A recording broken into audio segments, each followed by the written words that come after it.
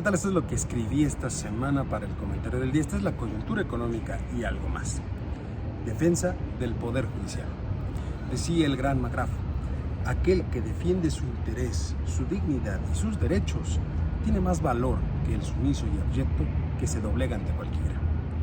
Antes que nada, quiero ofrecerle una disculpa por todo el tiempo que no he podido estar con ustedes en este canal, pero ya estamos de vuelta para analizar los temas más relevantes de la agenda. En este caso quiero hablar justamente del problema que existe con la Corte de este país, con el Poder Judicial de este país. A ver, para empezar, creo que nos tiene que quedar claro algo. La debilidad de la Corte tiene impactos muy importantes y significativos en el desarrollo económico de cualquier país. ¿Por qué lo digo? Pues porque justamente la fortaleza de las instituciones públicas y la estabilidad política son esenciales para poder fomentar la confianza entre los inversionistas y garantizar que exista un entorno propicio para el crecimiento económico, que es el primer punto que se requiere para que exista desarrollo económico.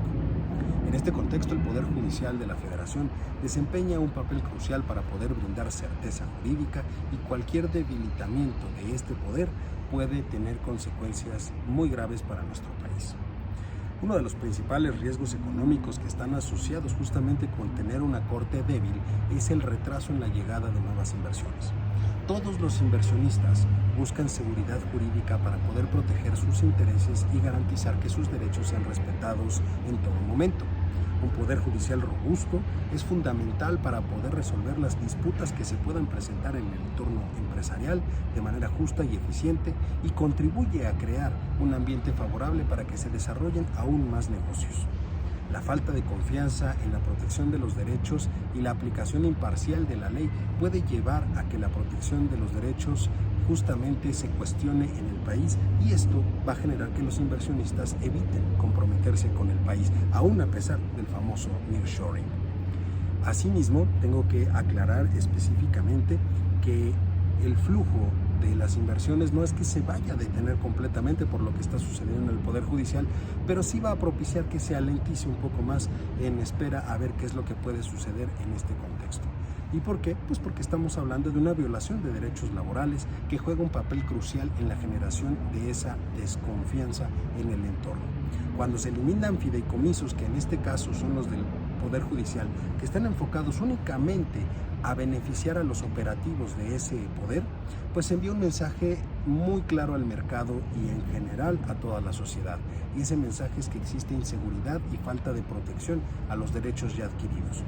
Este tipo de medidas entonces puede afectar a la población y a los inversionistas por igual, creando un clima de incertidumbre muy poco conveniente para la estabilidad económica. Además, hay que dejar algo muy claro: la aceptación implícita de la eliminación de fideicomisos puede presentarse de una forma muy sencilla, pero va a sentar un precedente muy peligroso. ¿A qué me refiero con esto? Si se aprueba, si se acepta por parte de la sociedad, entonces se permite implícitamente que esto se replique en otros sectores y con otros trabajadores, es decir, que se les afecte su situación laboral, y eso va a impactar en el entorno económico de nuestro país. En cuanto a los recursos involucrados, quiero dejar también algo muy claro. En comparación con otros sectores, resalta la magnitud del impacto, porque en realidad lo que el gobierno del hijo predilecto de Macuspana puede obtener de extinguir estos fideicomisos es apenas de 15,000 millones de pesos, que no representa más que el 2.76% del total de recursos que ya tiene el Poder Ejecutivo, que ya tiene el gobierno de la 4T en sus manos y que manejan los fideicomisos. Un ejemplo muy claro específicamente es el que tiene la Sedena, que asciende a más de 99,000 millones de pesos y que se utiliza para diferentes áreas, para servicios, para obra pública y otro tipo de equipo militar. En el agregado, esos recursos que ya tiene hoy el gobierno de la 4T, el gobierno del tabasqueño, ascienden más o menos a 557,000 millones de pesos, un poco más de esos 557,000. Y que dicho sea de paso, tuvo un crecimiento del 11.7% real con respecto del año pasado. Esto es, tienen 89,379,2 millones de pesos más que el año pasado. Ellos quieren ir por 15,000, que se utilizan más que nada para obligaciones del Poder Judicial con sus trabajadores. Estos recursos, los que ya tiene hoy el gobierno federal, podrían utilizarse realmente para no perjudicar al Poder Judicial, pero El gobierno federal prefiere utilizar los recursos en obras faraónicas sin sentido y sin ningún beneficio en general. En conclusión, usted que me está viendo y escuchando de nueva cuenta, pues hay que dejar claro que toda acción que debilite la Corte no puede interpretarse como un esfuerzo por lograr una verdadera justicia, sino como una confrontación con un poder que se niega a someterse ciegamente a la voluntad del hijo predilecto de Macuspana. La separación de poderes, el equilibrio que existe de esa separación son fundamentales para poder preservar la democracia y para evitar en todo momento la concentración excesiva del poder en una sola persona.